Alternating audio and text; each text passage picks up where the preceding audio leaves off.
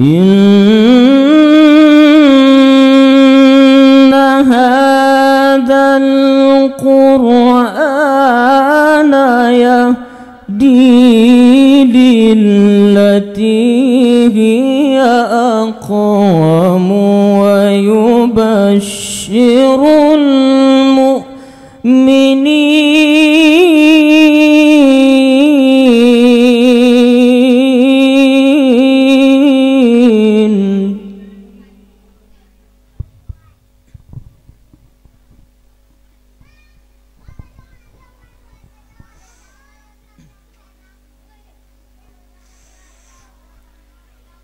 الذين يعملون الصالحات أن لهم أجرا كبيرا.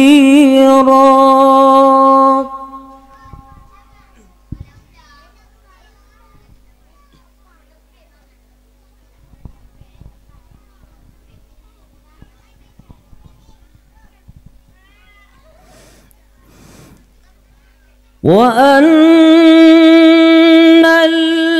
الذين لا يؤمنون بالآخرة أعتدنا لهم عذابا أليما.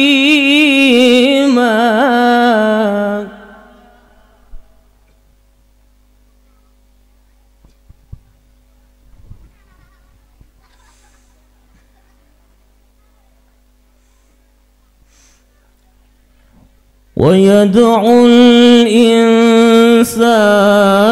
بالشر دعاءه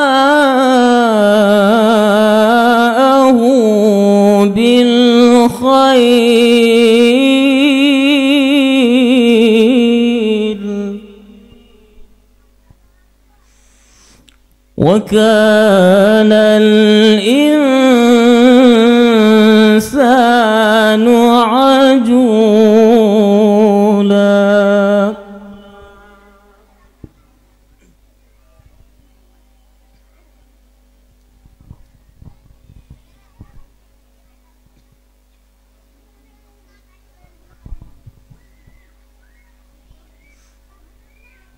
وجعلنا الليل والنهار آيتين فمحونا آية الليل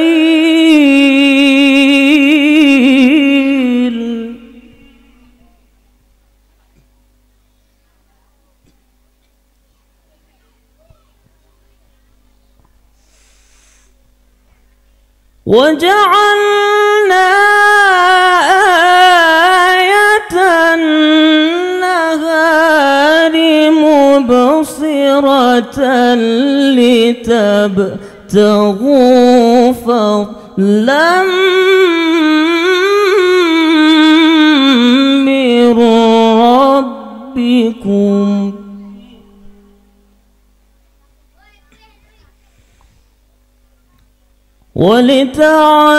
ولتعلموا عدد السنين والحساب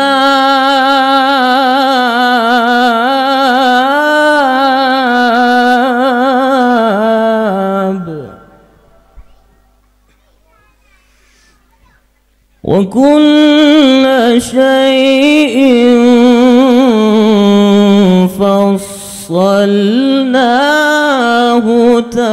تفصيلا. صدق الله العظيم.